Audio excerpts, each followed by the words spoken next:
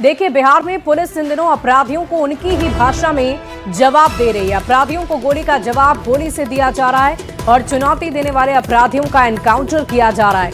Patna police ने एक बार फिर एक कुख्यात अपराधी का हाफ एनकाउंटर किया है। पैर में गोली लगने के बाद अपराधी राजीव राय उर्फ सूर्या राय को एनएमसीएच में भर्ती कर दिया गया है।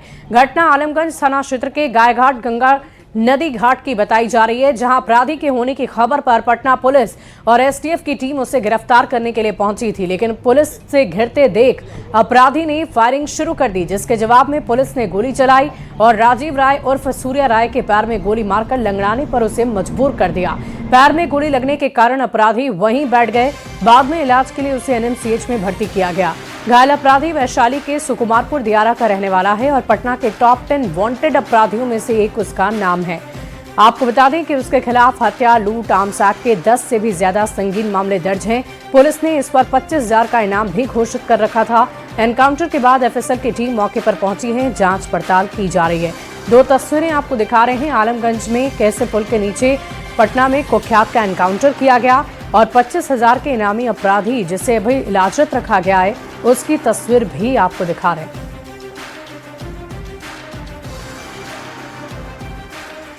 कुख्यात अपराधी जिनका नाम राजीव कुमार और सूर्या डॉन है, ये इनकी संलिप्तता 15 से 20 मामलों में रही, जिसमें कई प्रकार के कांड, जिसमें डकैती, लूट, आर्म्स एक्ट के कांड, हत्या के मामले में भी संलिप्तता हो सकती है। इस संबंध में अपने हम रिकॉर्ड देख रहे हैं। आज उसके द्वारा पुलिस पे हमला किया गया।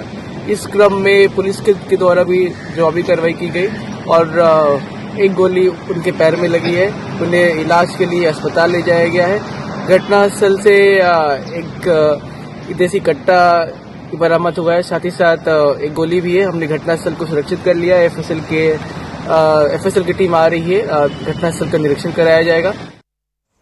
और देखिए, इस पूरी खबर के एक जानकारी के साथ न्यूज 18 संवाददाता पटना से अमित कुमार फोन लाइन पर जुड़ रहे हैं। अमित, क्या जानकारी है, अभी क्या अपडेट है आपके पास? देखिए, ये राजीव जो है वो बिहार का टॉप 10 अपराधी था। वैशाली जिले का ये मूल निवासी है। अक्सर ये पटना आता था, आपराधिक घटनाओं का अंजाम देकर के फरार हो जाता था। उसके अलावा वैशाली जिले में भी कई आपराधिक घटनाओं को इसने अंजाम दिया और इसका मनोबल इस कदर बढ़ा हुआ था कि पुलिस पर भी फायरिंग करने से ये बाज नहीं आया। जब आज कल बीती रात जो है पटना एसटीएफ को और पटना आलमगंज थाना पुलिस को जानकारी मिली कि ये राजीव राय जो है वो एक आपराधिक घटना को अंजाम देने के लिए यहाँ पे आ रहा है, जिसके बाद एसटीएफ और आलमगंज की पुलिस ने जो है, स्थानीय पुलिस ने घेराबंदी की और जैसे ही इसने पुलिस को देखा, पुलिस पर फायरिंग इसने की और इस फायरिंग का जवाबी कार्रवाई करते हुए एसटीएफ और आलमगंज की पुलिस ने भी जवाबी कार्रवाई की, जिसमें इसके पैर में गोली लगा है और इसे फिलहाल पीएमसीएच में इलाजरत कराया गया है। इसकी जो है आपराधिक रिकॉर्ड जो है वो काफी लंबी है। 10 से अधिक आपराधिक मामले इस पे दर्ज है। 25,000 जो है वो इस पे इनाम घोषित। चलिए, बहुत शुक्रिया अमित हमारे साथ जुड़ने के लिए, तमाम जानकारी के लिए। बढ़ते आगे, बड़ी खबर सहरसा से आ रही है, जहां एक बार फिर पुलिस की संवेदनहीनता सामने आई है। सोनबरसा कचहरी स्टेशन परिसर पर एक बुजुर्ग का शव बरामद हुआ, लेकिन 3 घंटे तक किसी पुलिसकर्मी ने शव को हटाने की जहमत नहीं उठाई। स्टेशन आने जाने के रास्ते पर ही शव पड़ा रहा। लोग घंटों वहां से आते जाते रहे, लेकिन किसी को भी कोई फर्क नहीं पड़ा। करीबन 3 घंटे से ज्यादा वक्त बीतने के बाद जीआरपी जब वहां पहुंची, तब जाकर शव को हटाया गया। वो भी जिस तरह से शव को वहां से हटाया गया, वो भी कई सवाल खड़े करता है। पुलिस ने जिन 2 लोगों को शव उठाने के लिए बुलाया, वो बोरे में भरकर बुजुर्ग का शव ले गए। तस्वीरें भी आप देख रहे हैं। पुलिस का मानवीय चेहरा देखने को मिला है। 3 घंटे तक शव पड़ा रहा, लेकिन किसी ने उसकी सुध न ली। और देखिए कैसे पुलिस ने शव को बोरे में डाला। जीआरपी की टीम ने शव को बोरे में डाला है और उसके बाद इस शव को ले जाया गया। अब न्यूज 18 पूछता है सवाल कि 3 घंटे तक शव पड़े रहने को लेकर कि स्टेशन परिसर में 3 घंटे तक आखिर शव कैसे पड़ा रह गया? क्या किसी के शव को बोरे में भरा जा सकता है क्या? अगर कोई बम होता तो 3 घंटे तक क्या पुलिस सोई रहती? ये बड़े सवाल हैं।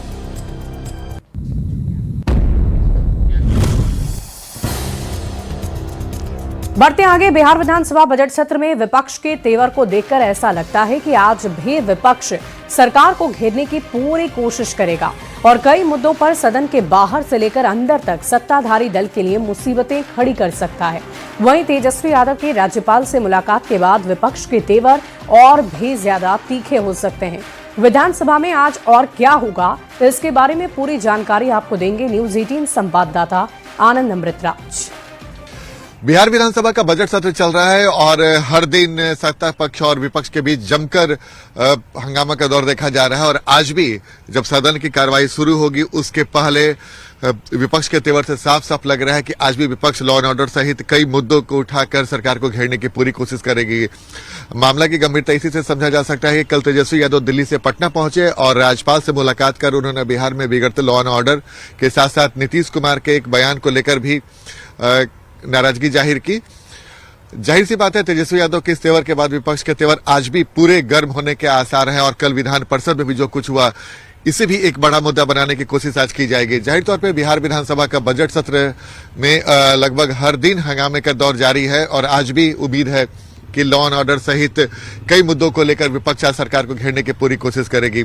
जाहिर तौर पे कल विजय चौधरी ने भी कहा कि सदन के कार्रवाई में विपक्ष शामिल नहीं हो रहा है, वो अपनी बात रखना चाहते हैं लेकिन विपक्ष उनकी बात को सुनने को तैयार नहीं है। तो जाहिर सी बात है, सरकार और विपक्ष के बीच में इस तेवर से साफ है कि विधानसभा के बजट सत्र में हंगामा का दौर आज भी जारी है।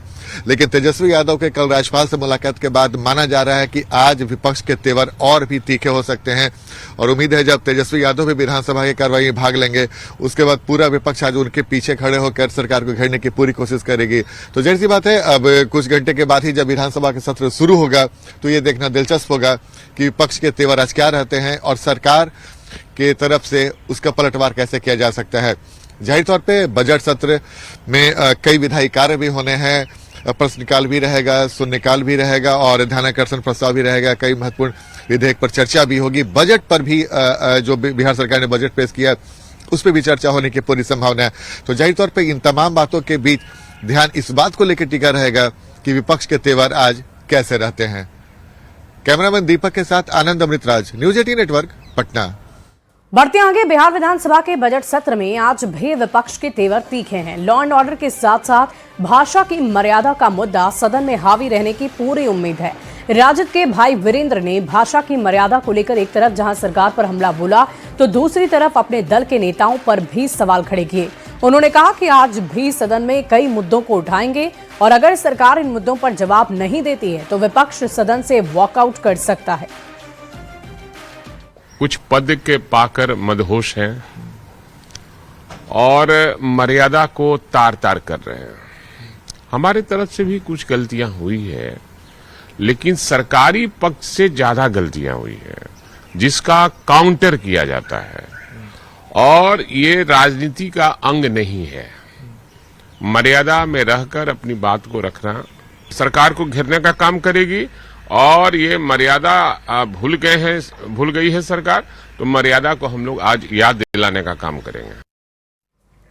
बढ़ते आगे, बिहार विधानसभा विपक्ष के तीखे तेवर को लेकर मंत्री अशोक चौधरी ने कहा कि विपक्ष अपने रवैये को नहीं बदला तो सत्ताधारी दल भी उसी लहजे में उसे जवाब देगा। ये कोई मुद्दा नहीं न है। आप क्या कर रहे हैं? राबड़ी देवी जी पूरा वेल क्रॉस करके सत्ताधारी ट्रेजरी बेंच के पास, देवेश जी जो भारतीय जनता पार्टी के हैं उनके पास चलेगी। आप क्या कर रहे हैं? आप तो just you want to create a havoc, क्योंकि हाउस चल रहा है, आप हेवॉक क्रिएट करना चाहते हैं, आप व्यवस्था लगाना चाहते हैं, आप व्यवस्थित करना चाहते हैं कि भाई हम बहुत भारी मजबूत हैं, मेरी आवाज बहुत मजबूत है। जनता तो आपको रिजेक्ट कर दी है। बढ़ते आगे, नीट की छात्रा संवेदना की मौत को लेकर बवाल एक तरफ बढ़ता ही जा रहा है। एक ओर जहां विपक्षी विधायकों ने विधानसभा परिसर में जमकर नारेबाजी की तो दूसरी ओर इपवा और आइसा की महिला कार्यकर्ताओं ने पटना की सड़कों पर जबरदस्त प्रदर्शन किया है। दिन भर के लिए सस्पेंड किया गया, मार्शल को बुला के आउट कीजिए।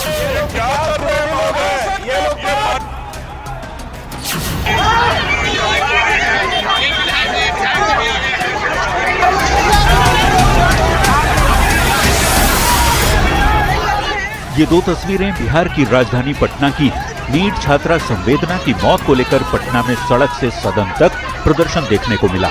एक ओर जहां विपक्षी विधायकों ने विधानसभा परिसर में नारेबाजी की, तो दूसरी ओर एपुआ और आयसा की महिला कार्यकर्ताओं ने सड़क पर प्रदर्शन किया।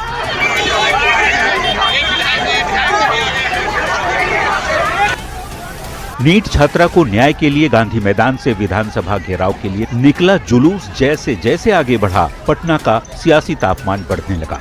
जेपी गोलंबर पर प्रदर्शनकारी महिलाओं ने बैरिकेडिंग तोड़ दी और आगे बढ़ने लगी, जिन्हें डाक बंगला चौराहे पर पुलिस ने किसी तरह रोका। इस दौरान प्रदर्शन कर रही महिला और पुलिस में नोकझोंक भी हुई। पर पुलिस ने बैरिकेडिंग करके महिलाओं को रोका है। काफी संख्या में पुलिस बल मौजूद है। स्थिति है नीट छात्रा की मौत और महिला सुरक्षा के मुद्दे पर जोरदार प्रदर्शन विधानसभा और विधान परिषद के गेट पर भी देखने को मिला। हाथ में तख्ती लेकर विपक्षी विधायकों ने नारेबाजी की और सरकार पर निशाना साधा। आप जितना भी राष्ट्रीय अंतर्राष्ट्रीय मानक है अपराध के, तो बिहार उत्तर प्रदेश के बाद गलवाही कर रहा। वहीं इस मामले को लेकर पटना एयरपोर्ट पर तेजस्वी यादव ने सरकार को घेरा।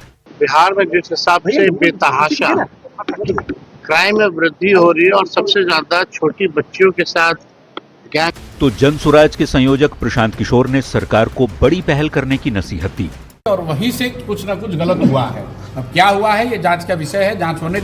हालांकि सरकार की ओर से लगातार दोषियों के खिलाफ कार्रवाई का दावा किया जाता रहा है। यहां तक कि सरकार ने मामले की सीबीआई जांच की अनुशंसा कर दी, फिर विरोध प्रदर्शन थमने का नाम नहीं ले रहा। सवाल है कि नीट छात्रा मामले की जांच से विपक्ष संतुष्ट क्यों नहीं है। न्यूज 18 के लिए पटना से अमित कुमार, रवि एस नारायण और धर्मेंद्र कुमार के साथ ब्यूरो रिपोर्ट।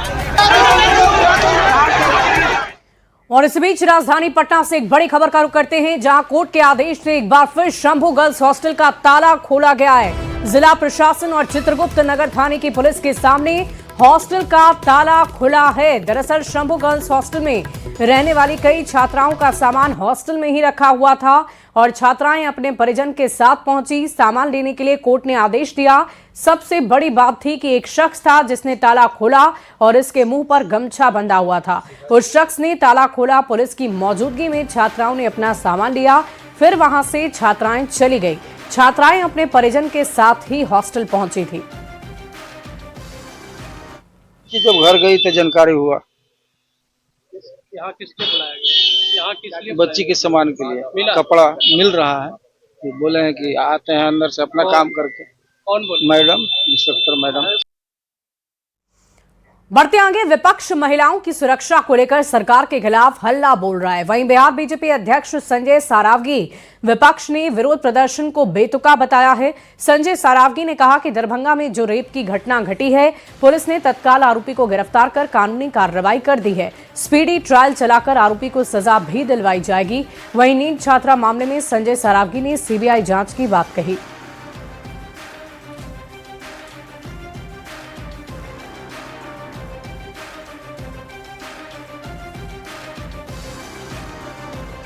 कोई भी आपराधिक घटना घटती है, तुरंत पुलिस त्वरित गति से कार्रवाई करती है, कार्रवाई तुरंत गिरफ्तारी होती है, उसको स्पीडी ट्रायल चलाने का आदेश होता है। इसलिए उनको बोलने का कोई न्याय मिलेगा। फिर निश्चित अपराधी तुरंत पकड़ाया। मेरे विधानसभा की घटना है, तुरंत अपराधी पकड़ाया। रात में 12 साढ़े 12 बजे वरीय पुलिस अधीक्षक घटनास्थल पर पहुंचे, अपराधी पकड़ाया है, स्पीडी ट्रायल चलाकर उसको सजा दिलाई जाएगी। पटना नीट वाले मामले में आखिर पुलिस के हाथ तंग क्यों रह गया? आपकी पुलिस यहाँ नाकाम क्यों रही? नहीं, उप मुख्यमंत्री भी उनके आवास पर गए थे, पीड़िता के आवास पर। उनके परिवार के लोगों की भी मांग थी और सभी लोगों की थी सीबीआई को जांच सुपुर्द कर दिया जाए। माननीय मुख्यमंत्री जी ने अनुशंसा कर। आपकी पुलिस ने किया क्या? इतने दिन में किया क्या? ये तो बताने के लिए ना तो आपके डीजीपी तैयार है, ना ही एसएसपी तैयार है, आईजी तैयार है। किसी के पास जवाब नहीं है? आपके पास है इसका जवाब? निश्चित रूप से कार्रवाई हुई, पोस्टमार्टम की समीक्षा हुई, प्रशासन लगातार उस पर सक्रिय था। लेकिन जब पीड़ित परिवार और कई तरह से कई राजनीतिक दल ने भी, पुलिस और उनके पीड़ित परिवार ने भी कहा कि नहीं, सीबीआई को जांच सौंप दी जाए, तो सरकार ने सीबीआई को जांच सौंप दी। एक सवाल है कि आप कह रहे हैं कि सीबीआई को जांच सौंप दी गई। सीबीआई ने तो अभी इस केस को हैंडओवर लिया ही नहीं है। केंद्र सरकार ने सीबीआई को भेजा ही नहीं है। ये तो आपने अपील किया है ना। और आपकी पुलिस जो है पिछले 14 दिनों से सिर्फ इसी नाम पे हाथ पे हाथ धर के बैठी है कि ये मामला सीबीआई को चला गया। सीबीआई टेकल नहीं किया, अभी मामला जो है वो पटना पुलिस के पास ही है। मेरी बात सुन लीजिए ना, मैं भी वही कह रहा हूँ कि सरकार को, राज्य सरकार को अनुशंसा करने का अधिकार, राज्य सरकार ने अनुशंसा कर दी उसको सीबीआई जांच के लिए और सीबीआई ले लेगी। अनुशंसा करके खानापूर्ति कर ली, खानापूर्ति हो गया। नहीं, खानापूर्ति कैसे होगा? सरकार गंभीर है तभी ना सीबीआई। 14 दिनों से पुलिस आपकी कर क्या रही है? नहीं, कर रही जांच, और सीबीआई को सरकार ने सुपुर्द कर दिया। और इसी बीच सुपौल से एक बड़ी खबर का रुख करते हैं। नए विवाद में है सिंगर उदित नारायण। पहली पत्नी रंजना झा ने केस किया है।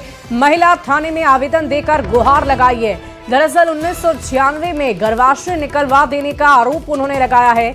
न्याय और खर्च के लिए गुहार लगाई है। इस वक्त की बड़ी खबर आपको सुपौल से बता रहे हैं। नए विवाद में सिंगर उदित नारायण, पहली पत्नी रंजना झा ने केस कर दिया है।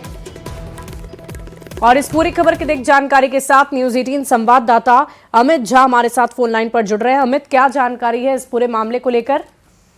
देखिए, उदित नारायण का प्रकरण अब थमने का नाम नहीं ले रहा है। कुछ दिनों से पहले कोर्ट में भी उनके खिलाफ केस उनकी पत्नी ने फाइल किया था, जिसके बाद उनकी पेशी भी पिछले साल हुई थी। लेकिन आज कल जो है उदित नारायण की पत्नी ने थाने में आवेदन दिया है और उसमें गुहार लगाई है कि उन्हें फिर से मेंटेनेंस और न्याय मिले। और चूंकि उन्होंने संगीन आरोप ये लगाया है कि उनका 1996 में दिल्ली के किसी हॉस्पिटल में उनका गर्भाशय निकलवा दिया गया और जिसकी वजह से वो आज भी बहुत परेशान है। और उनको इस बात की जानकारी इन दिनों इलाज के क्रम हुई और पहले इस बात की जानकारी उनको नहीं मिली थी। लेकिन फिलहाल इस मामले ने फिर से तूल पकड़ लिया है और पुलिस का ये मानना है कि इतने पुराने मामले में अभी थाने में आवेदन दिया गया है तो पुलिस भी मामले को बड़ी तफ्तीश करने के बाद एफआईआर दर्ज करने की कार्रवाई करेगी। क्योंकि पुलिस का कहना है कि ये बहुत पुराना मामला है और इसका एक मामला कोर्ट में भी चल रहा है, तो कोर्ट से न्याय मिलने का भी भरोसा है उन्हें। और पुलिस से ऊपर उन्होंने ये कहा है कि पुलिस भी मामले की जांच करे और उन्हें न्याय दिलाए। चलिए, बहुत शुक्रिया अमित हमारे साथ जुड़ने के लिए। इस पूरी खबर पर नजर बनाकर रखें। बढ़ते आगे, मोतिहारी से एक बड़ी खबर का रुख करते हैं। बारात जा रही कार की पेड़ से टक्कर हो गई है। हादसे में 3 बारातियों की दर्दनाक मौत हो गई। ड्राइवर मौके से गाड़ी छोड़कर फरार हो गया। घोड़ा सहन के महादेवा मसान चौक की घटना है। इस वक्त की बड़ी खबर मोतिहारी से आपको बता रहे हैं। बारात जा रही कार की पेड़ से टक्कर हुई। इस हादसे में 3 बारातियों की दर्दनाक मौत की खबर है। विवाह भवन में शादी था। घोड़ा सहान, सिरहा से घोड़ा सहान था शादी। वहीं लोग विवाह भवन में शादी था, वहीं लोग जा रहे थे, बारात जा रहे थे। इसके रास्ते में घटना घट गया। घटना में यही बारात जा रहे थे, रास्ते में तेज गति से गाड़ी आ रही थी, उधर से भी और इधर से ये लोग जा रहे थे, समझे कि नहीं। उसे बचाने के चक्कर में ये लोग स्वयं को पेड़ से टकरा गए। बढ़ते आगे, नवादा में एक झोलाछाप डॉक्टर ने इलाज के नाम पर 3 साल के बच्चे की जान ले ली है। घटना अकबरपुर थाना क्षेत्र के पचरूखी गांव की बताई जा रही है। जानकारी के अनुसार दिनेश रविदास नाम के व्यक्ति की 3 साल की बच्ची की पीठ में ट्यूमर था, जिसका इलाज करने के लिए गांव के एक झोलाछाप डॉक्टर बबलू कुमार ने अपने घर पर ऑपरेशन कर दिया, जिसमें बच्चे की जान चली गई। घटना से गुस्साए लोगों ने इस मामले की सूचना पुलिस को दे दी है। ग्रामीणों के गुस्से को देखते हुए आरोपी डॉक्टर फिलहाल फरार हो गया है। पूरा रिपोर्ट है, रिपोर्ट को देख को इलाज कीजिए। तो डॉक्टर बोला हाँ ठीक है, हम देख लिए, सब अच्छा कर देंगे। और सुई लगाने के बाद में बच्चा का होश अभी तक नहीं आया। और बच्चा ले गया हॉस्पिटल में, बिना चेकअप के बाद चेकअप नहीं किया और हॉस्पिटल से घर भिजवा दिया। तो देखिए, घटना के बाद आरोपी फरार बताया जा रहा है और न्यूज 18 पूछता है सवाल कि बिना डिग्री कोई डॉक्टर ऑपरेशन आखिर कैसे कर सकता है। इलाज के नाम पर मौत का खेल कब तक चलता रहेगा। अक्सर ग्रामीण इलाकों में ऐसा देखा जाता है, जहां झोला छाप डॉक्टर के भरोसे ग्रामीण अपने इलाज करवाते हैं और इस तरह की घटनाएं हो जाती है। बिना ऑपरेशन थिएटर के ऑपरेशन क्यों किया गया? घर में कोई डॉक्टर आखिर कैसे ऑपरेशन कर सकता है? ऐसे जानलेवा डॉक्टर्स पर कब तक कार्रवाई होगी?